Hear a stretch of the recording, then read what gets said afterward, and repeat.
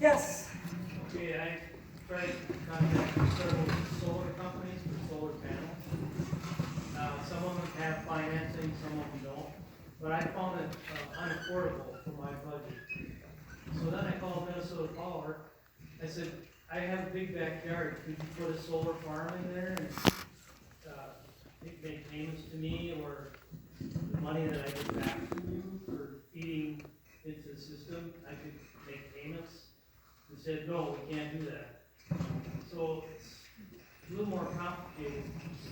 It is. There are some programs, some places in the state that will subsidize or build you your own solar, which you then lease back. But they're varied and not available everywhere, and you have my sympathies.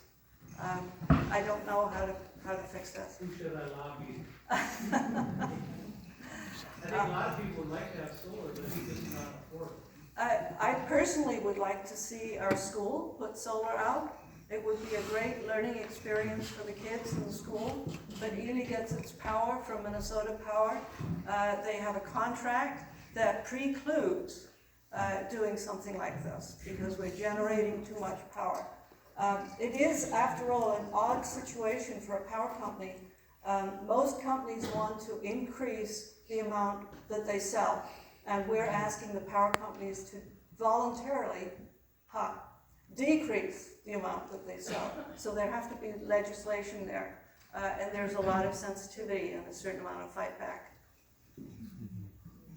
Any more questions for Dr. Jones? Have you bought last Neil's new book? No, I have not. You recommend it? Highly. Okay, sometimes it's hard reading his stuff. Yes. It's all charts, numbers, graphs, but he's the expert on energy.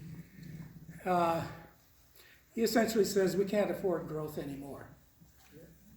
We're just using too much of the earth. Yeah, I mean, in general, the economists, Chris might want to respond to this, are always talking about the growth rate of everything, as though it can keep going on and on and on and on.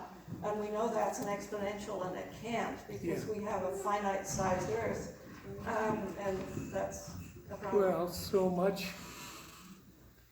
a logistic curve explains an awful lot in nature. And we're up there on that shoulder of the curve. And that's, too, he has very little confidence that nuclear power can be increased. It's been flatlined for a long time. And he doesn't think, there are power plants being built in Asia, but the ones that are going to go offline is going to be greater in capacity than the ones coming in. Maybe. I mean, we want our power to be cheap, we want it to be reliable, and we want it to be green. And those three requirements are not compatible with each other. And so something is going to have to give.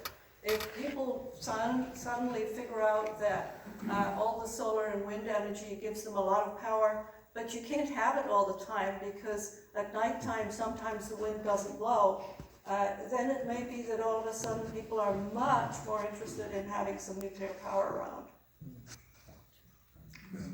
We don't know. Hans? Barb, you think this word to fee and dividend, is there any progress, is there any hope? Fee and dividend is a bill in Congress supported by Democrats and Republicans. The taxes, puts a fee, pardon me, tax is a bad word these days, puts a fee on oil and coal as it comes out of the ground. The government collects all that money, it returns everything revenue neutral to the households. So if you're a typical consumer, you get a reasonable dividend each month. Of course, the price of things that contain coal and oil, like for example your gasoline, will go up. But for a typical consumer, you get more back in the dividend than it costs you in the increase. So this, in a way, is a form of progressive taxation, although I haven't seen anybody call it that because I think that's also not politically correct to do. it generates more money because it puts more cash in the hands of the lower end consumers, and those people go out and spend it. It also, as the fee increases year by year, it slowly makes things that contain carbon more expensive than things that don't contain carbon. So the consumer will go to the greener items, and so it will slowly move the economy across in a direction that we want to have happen. So this is one of the more basic, sensible ways to address climate change. By itself, it doesn't solve anything, but it makes everything else, all the extra effort that we do, worth more.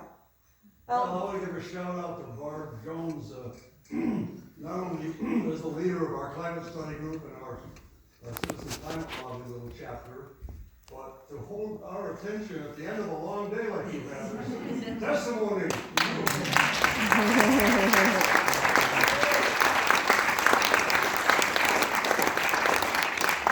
Thank you all for staying.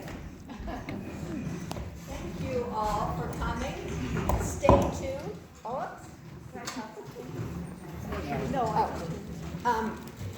there will be more of these forums, and we'll take on other subjects that have typically been